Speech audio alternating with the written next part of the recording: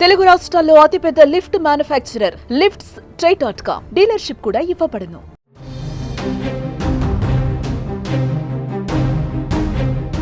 Meerpet police station పరిధిలో మాజీ సైనిక ఉద్యోగి గురుమూర్తి తన భార్యను హత్య చేసిన కేసులో కీలక విషయాలు వెలుగులోకి వస్తున్నాయి. గురుమూర్తి రిమాండ్ రిపోర్టులో సంచలన విషయాలు బయటపడ్డాయి. పోలీసులు అతడి తల్లి, సోదరి, తమ్ముడిపైన కూడా కేసు నమోదు చేశారు. ఈ కేసులో ఇప్పటికే గురుమూర్తి A1గా ఉండగా తాజాగా పోలీసులు A2గా సోదరి ఎస్కల సుజాత, A3గా తల్లి సుబ్బలక్ష్మమ్మ, A4గా సోదరుడు పుట్టా కిరణ్ను చేర్చారు. హత్య కేసులో వీరి ముగ్గురికి ఎలాంటి ప్రమేయం లేదని, అయితే కొంతకాలంగా మృతురాలు వెంకట మాధవిని అదనపు కట్నం విషయంలో భర్తతో పాటు వీరు ముగ్గురు మానసికంగా వేధింపులకు గురి చేశారని మృతురాలి కుటుంబ సభ్యులు ఇచ్చిన ఫిర్యాదు మేరకు వేధింపుల కింద కేసులు నమోదు చేశామని ఎస్ఐ నాగరాజు తెలిపారు.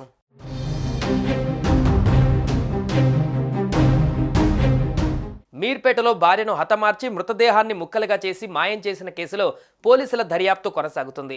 కోర్టు అనుమతితో 4 రోజుల పాటు నిందితుడిని కస్టడీకి తీసుకున్న పోలీసులు 3వ రోజు విచారిస్తున్నారు. విచారణలో పలు కీలక విషయాలను పోలీసులు రాబట్టినట్టుగా తెలుస్తోంది. భార్య మాధవిని గురుమూర్తి ఒక్కడే హత్య చేసినట్లు పోలీసులు గుర్తించారు.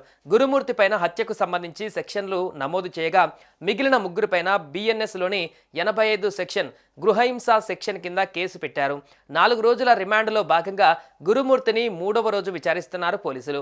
ఈ విచారణలో మరిన్ని నిజాలు వెలుగు చూసే అవకాశాలు కనిపిస్తున్నాయి.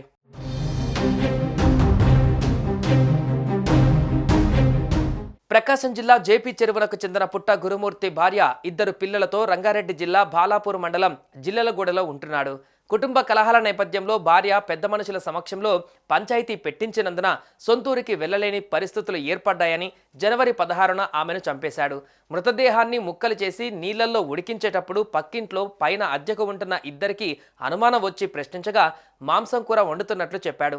జిల్లెలగూడ చెరువులో పోలీసులు వారం పాటు గజ ఈతకళ్లతో వెతికించగా మాంసం ముక్కలను తీసుకువెళ్లిన బకెట్ లభించినట్లు రిమాండ్ రిపోర్టులో పేర్కొన్నారు.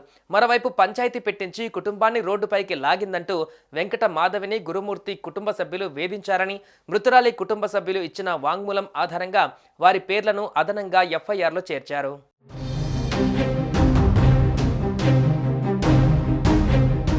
జిల్లెలగూడ చెరువులో వారం పాటు మాధవి మృతదేహం ఆనవాళ్ల కోసం గజ ఈతగళ్లతో వెతికించగా మాంసం ముక్కలను తీసుకువెళ్లిన బకెట్ లభించినట్లు రిమాండ్ రిపోర్టులో పోలీసులు వెల్లడించారు. పెద్ద మనుషుల సమక్షంలో పంచాయతీ పెట్టించి కుటుంబాన్ని రోడ్డుపైకి లాగిందంటూ మాధవిని గురుమూర్తి కుటుంబ సభ్యులు వేధించారని, మృతురాలి కుటుంబ సభ్యులు ఇచ్చిన వాంగ్మూలం ఆధారంగా వారి పేర్లను FIRలో చేర్చినట్లు పోలీసులు స్పష్టం చేశారు. కాగా మాధవి మాంసాన్ని ఉడికించిన సమయంలో కమురు వాసన వచ్చినట్లుగా చుట్టుపక్కల వారు కూడా సమాచారం ఇచ్చారు. మాధవిని హత్య చేయడానికి ఉపయోగించిన కత్తి, రంపం, స్టవ్, పినాయిల్ సీసాలతో పాటు పెయింట్ బకెట్ను పోలీసులు స్వాధీనం చేసుకుని పలు సెక్షన్ల కింద పోలీసులు కేసు నమోదు చేశారు.